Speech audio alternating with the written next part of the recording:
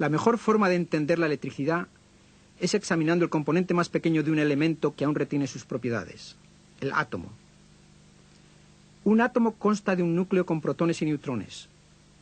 Los electrones circulan alrededor del núcleo en órbitas diferentes, en forma parecida a los planetas de nuestro sistema solar en su órbita alrededor del Sol. Los electrones de la órbita exterior se llaman electrones de valencia. Para simplificar las cosas, mostraremos solamente los electrones de valencia que circulan alrededor del núcleo. Para mantener estos electrones circulando en sus órbitas, una fuerza de atracción debe operar sobre ellos. Esta fuerza procede de las cargas de los protones del núcleo.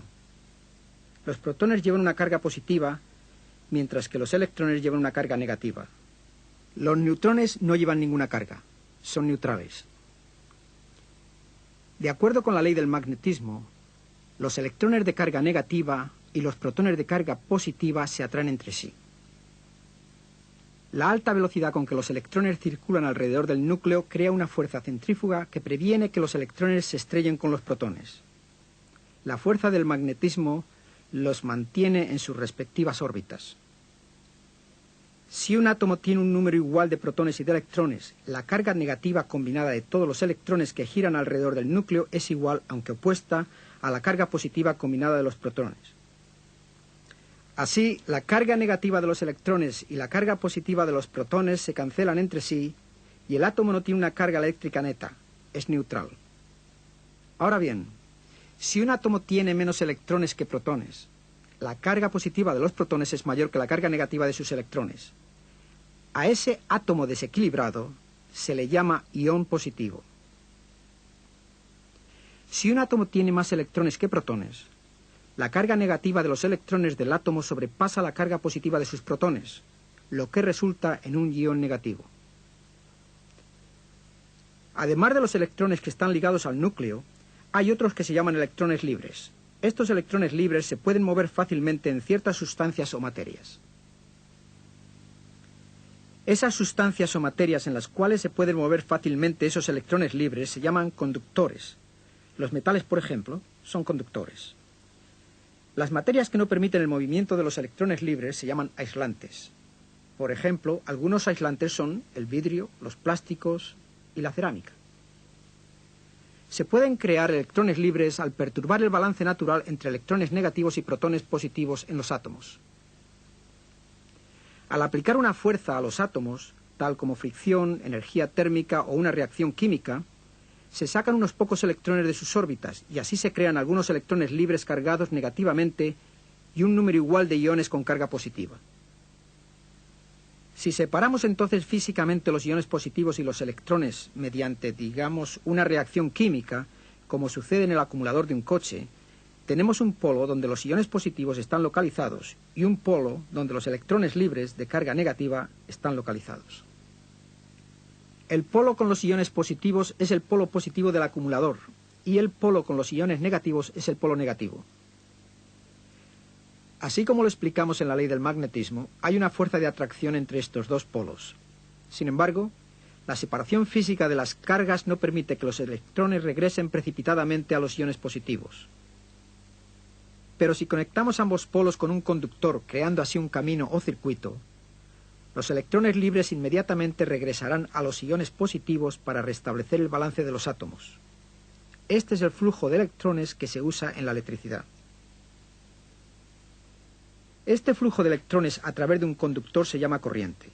En lenguaje científico, la letra I se usa como el símbolo para la corriente. La magnitud de la corriente se puede medir. Esta magnitud se expresa con el número de electrones que pasan por un cierto punto en un conductor en un momento específico. La corriente se mide en amperios o amps.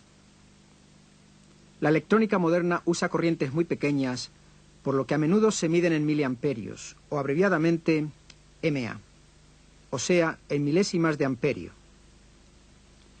Para darles una idea de cuántos electrones se necesitan para crear una corriente pequeña, piensen en que para una corriente de 1 miliamperio deben pasar por un determinado punto en un segundo 6.250 billones de electrones, o sea, 625 con 13 ceros. Una vez que los electrones libres pueden pasar por un conductor, se mueven con extremada rapidez a aproximadamente entre 2/3 y 9/10 de la velocidad de la luz. El flujo de electrones de un polo negativo a través de un conductor es tan potente que a menudo se dice que la fuente de electrones produce una presión eléctrica. Esta fuerza o presión, que es la responsable del flujo de corriente, se llama voltaje o potencial. Su símbolo para uso en las fórmulas es U, símbolo de la fuerza electromotriz, con el cual se puede describir la presión de la corriente. Tal fuerza se mide en unidades llamadas voltios, V. Como mencionamos antes, hay materiales que son buenos conductores y otros que no permiten el flujo de la corriente. En casi todas las temperaturas, todos los materiales ofrecen por lo menos una cierta resistencia al flujo de corriente. Los metales, por ejemplo, son buenos conductores y ofrecen poca resistencia al flujo de la corriente. El vidrio, el plástico, el caucho y otros no lo son y resisten fuertemente el flujo de la corriente. En realidad son aislantes. El grado en que un material obstaculiza el flujo de electrones se llama resistencia. En muchos y en casi todos los sistemas eléctricos encontraremos resistencias adicionales que limitarán la cantidad de corriente que fluye por el circuito. Más tarde regresaremos a este tema. La resistencia se mide en ohms, que se representa con la letra mayúscula griega omega. El símbolo de la resistencia en una fórmula es la letra R. En diagramas de circuito, las resistencias se representan con una línea. En resumen, podemos decir que la corriente fluye a través de materiales conductores y no lo hace a través de aislantes.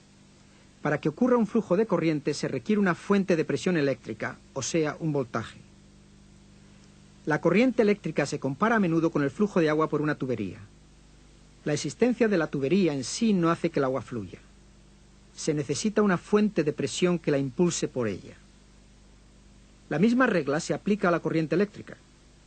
No es suficiente tener un circuito cerrado de material conductor, necesitamos una fuente de presión eléctrica o voltaje.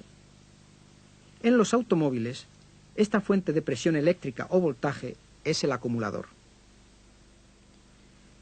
En el acumulador, una acción química crea una diferencia de potencial, es decir, una superabundancia de electrones en un terminal de la batería y un exceso de iones positivos en el otro. Este estado se llama diferencia de potencial. Esta diferencia de potencial es la que se necesita para que fluya una corriente, que se indica con la letra I. La resistencia que se opone a la corriente se denomina con la letra R. En nuestro ejemplo de la presión de agua en una tubería, la llave de paso sería una resistencia ya que impide el flujo del agua. El camino que la corriente sigue se llama circuito eléctrico. Hay varias clases de circuitos eléctricos. Primero veamos un circuito básico de corriente directa, DC. Un circuito básico DC consta de una fuente de voltaje, en este caso una pila, una lámpara y dos cables conectores. La parte que lleva a cabo el trabajo en el circuito se llama la carga. Aquí la carga es la lámpara. En otros circuitos, la carga puede ser un motor de arranque, una radio, una ventana con interruptor eléctrico, etc. Si añadimos otra carga al circuito, tenemos entonces un circuito en serie. Un circuito en serie puede incluir más de un componente, un interruptor, una lámpara, un motor, etc. Se forma un circuito en serie cuando toda la corriente que fluye a través de un componente fluye también a forma que la corriente puede fluir a través de un componente sin tener primero que pasar por otro componente. Un circuito en paralelo se define entonces como aquel que proporciona dos o más caminos al flujo de la corriente. Muchos circuitos eléctricos son una combinación de circuitos en serie y en paralelo. Discutiremos los circuitos en serie y en paralelo en detalle más adelante en el programa. Por ahora, volvamos a nuestros principios básicos de electricidad.